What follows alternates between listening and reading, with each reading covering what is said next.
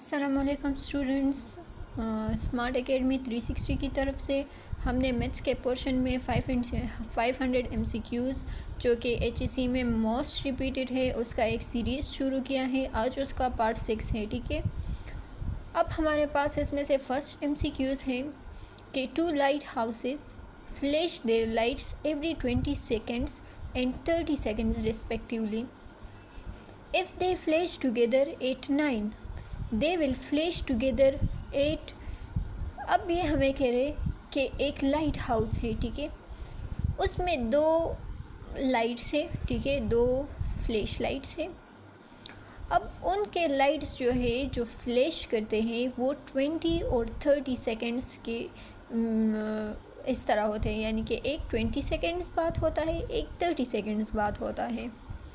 तो ये कह रहे कि अगर ये दोनों एक साथ ही फ्लैश यानी कि इफ़ दे फ्लैश टुगेदर, ठीक है, 9 बजे को फ्लैश टुगेदर हो गए, ठीक है। सो इसके जो दूसरा फ्लैश है जो यानी कि बिल्कुल एक साथ होगा तो वो किस टाइम पर होगा, ठीक है। तो एक तो 20 सेकेंड्स बाद होता है, एक 30 सेकेंड्स बाद होता है। तो ये दोनों एक साथ कब होंगे, ठीक है। इसके लिए हम सबसे पहले इन 20 और 30 का LCM लेते हैं, ठीक है, LCM, ठीक है, इस 30 सेकेंड्स का और 60 सेकेंड्स का, ठीक है। तो इन दोनों का 30 और 20 सेकेंड्स का, इन दोनों का LCM क्या होगा? इन दोनों का LCM हमारे पास होगा 60, ठीक है। इन दोनों का LCM हमारे पास क्या होगा? इन दोनों का LCM हमारे पास 60 LCM होगा, ठीक है। LCM हमारे पास 60 सेकेंड्स होगा, ठीक है। अब इसका 60 सेकेंड्स यानी कि इसका मतलब है कि ठीक 1 मिनट बाद यानी कि 60 सेकेंड्स बाद ये फिर से एक साथ ही फ्लैश करेंगे, ठीक है। अगर फर्स्ट फ्लैश 9 पर हो गया तो दूसरा यानी कि एक साथ फ्लैश कब होगा? वो 9:01 पे होगा, ठीक है। 50 सेकेंड्स नहीं है, ठीक है, 10 मिनट भी नहीं है, ठीक है, अब 15 मिनट बाद भी नहीं है। 60 सेकेंड्स का मतलब 1 मिनट, ठीक है। तो ये और है, ये मिनट है और ये सेकेंड्स है। एग्जैक्ट 1 मिनट बाद होता है ना, यानी कि 60 सेकेंड्स बाद। हमारे पास B option is the correct one, ठीक है। नेक्स्ट है हमारे पास if tangent A is equal to 5/4 then cotangent B. ये हमारे पास है case A equals to B, ठीक है। अब टेंजेंट है तो टेंजेंट का इन्वर्स हमारे पास है 1/, कोटेंजेंट बी, ठीक है। अब टेंजेंट हमारे पास है 5/4, ठीक है, 1/, कोटेंजेंट बी। अब हम इनको रीअरेंज करते हैं तो ये हो जाएगा cotangent B is equal to 1/5/4, ठीक है। अब हम 4 को ऊपर करेंगे, ठीक है, 5 के साथ, तो ये -4 हो जाएगा, और अगर वापस ऊपर करेंगे तो ये हमारे पास +4 हो जाएगा, तो ये हमारे पास आ जाएगा 4/5। The correct option is option A. अब नेक्स्ट हमारे पास है कि the sell price of a T-shirt is ₹660 with a profit of 10%। The cost price of a shirt is. ये हमें कह रहे हैं कि हमारे पास सेल प्राइस है एक T-shirt का, यानी कि उसकी हमने सेल में जो प्राइस है उसकी, वो सेल में जो प्राइस है वो है 660, ठीक है। अब इसमें प्रॉफिट जो है इनको फिर भी प्रॉफिट 10% हो गया, तो इसकी कॉस्ट प्राइस क्या होगी, यानी कि ये इन लोगों ने ली कितनी होगी, ठीक है। फॉर एग्ज़ाम्पल हम 5 रुपये के फॉर एग्ज़ाम्पल हम चलो 500 का शर्ट लेते हैं और हम आगे 1000 में बेचते हैं, या हम कहते हैं कि इस पे इतनी % सेल है और हम 700 में बेच देते हैं, ठीक है। तो हमें तो फिर भी प्रॉफिट हो गया ना। इस तरह 5 और मैंने ली कितने में थी? 500 में। तो इस तरह इस शर्ट में की भी बात करें कि ये शर्ट हमने 660 का सेल में ले लिया, ठीक है।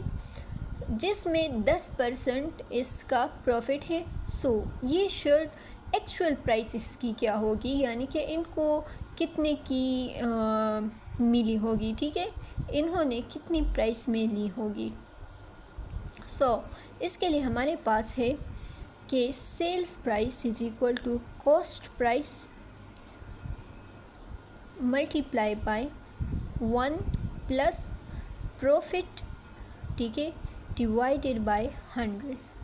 ओके, अब ये है हमारे पास, अगर इसमें प्रॉफिट हमारा होगा, अगर प्रॉफिट होगा तो हम 1 प्लस लगाएंगे, अगर लॉस होगा, प्रॉफिट की जगह लॉस होगा तो हम फिर सब्ट्रैक्शन लगाएंगे, ठीक है। सो इसमें वैल्यूज़ पुट करते हैं। सेल प्राइस हमारे पास 660 है, कॉस्ट प्राइस हमें मालूम करनी है और 1 प्लस 10% प्रॉफिट है, सो 10 डिवाइडेड बाय 100। ओके, अब 660 is equal to cost price multiply by 1 plus 0.1, ठीक है, 0.01, इससे 0 ये आ जाएगी हमारे पास 0.1, ठीक है। अब ये 1 प्लस 0.1 तो इससे आ जाएगा 1.1, ठीक है, इस तरह आ जाएगा। अब हमने ये कर लिया, ठीक है, 1.1 हो जाएगा। नेक्स्ट हम करेंगे कि ये हमारे पास 1.1 बन जाएगा, 1.1 को हम इधर शिफ्ट करेंगे। अब इनको हम डिवाइड जब करेंगे, 660 को हम 1.1 पे डिवाइड करेंगे तो ये हमारे पास तकरीबन आ जाएगा 600, ठीक है। So option B is the correct one. Next है हमारे पास, what is the angle between the hands of a clock at 9 o'clock। ये हमारे पास फॉर एग्ज़ाम्पल देखिए, ये हमारे पास एक क्लॉक है, ठीक है, ये 12 है, ये 9 है। अब हमारे पास और वाली यहाँ पर है और मिनट्स वाली यहाँ पर है, ठीक है। तो ये हमें कह रहे कि इन दोनों हैंड्स के बीच एंगल बताएं, ठीक है। इसके लिए हमारे पास फॉर्मूला है कि थीटा एंगल के लिए हमारे पास है 30 आवर्स माइनस 11/2 मिनट्स, ठीक है। इसके लिए ये हमारे पास फॉर्मूला है। अब 30 और आवर्स हमारे पास क्या है, 9 o'clock है ना, सो 9 और है माइनस 11/2 मिनट हमारे पास क्या है, मिनट हमारे पास यहाँ पर पूरा 9 o'clock है ना, सो मिनट हमारे पास 0 है, ठीक है। सो ये वाला पोर्शन 0 कैंसल आउट। अब 9 3s are 27, ये 270 हो गया, ठीक है। अब अगर आप यहाँ पर देखें तो ये टोटल 360 एंगल है ना, तो ये हम कर लेंगे 360 डिग्री, ओके। अब एंगल है ना, सो एंगल विल बी 360। अब अगर ये देखें तो हमने ये वाला एंगल फाइंड कर लिया अभी ना 270, सो ये वाला हमने फाइंड कर लिया। तो 360 से अगर हम 270 सब्ट्रैक्ट करें तो हमारे पास आ जाएगा 90 डिग्री, ठीक है। So option C is the correct one. Next है हमारे पास कि the sell price of a book is ₹855 with a loss of 5%. What is the cost price of a book. अब ये लोग कह रहे कि सेल प्राइस में हमने 855 पे एक बुक ले ली।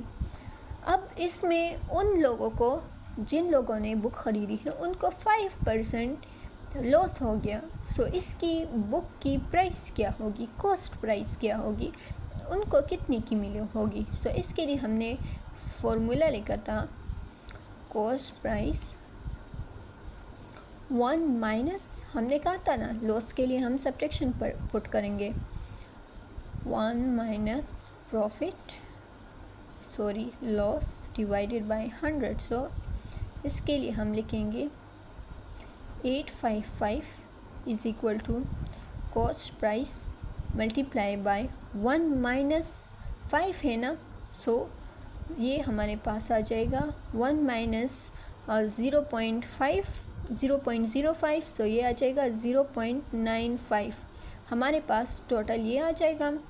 अब 855 को अगर हम 0.95 भी डिवाइड करें तो ये हमारे पास 900 आ जाएगा। So the cost price will be ₹900। ठीक है। अब नेक्स्ट है हमारे पास a boy cycles for 4 hours with the speed of 6 kilometre और and covers 9 kilometre by foot in 7 hours. The average speed of the boy. अब एवरेज स्पीड है, so average हम कहते हैं डिस्टेंसेस, ठीक है, डिवाइडेड बाय टोटल टाइम। अब यहाँ पर हमारे पास टोटल टाइम तो दिया है लेकिन डिस्टेंस नहीं दिया है, ठीक है ना।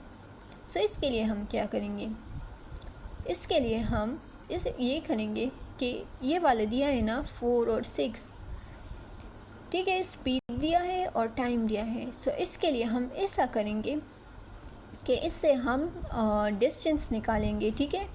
अब आप इससे डिस्टेंस किस तरह निकालेंगे,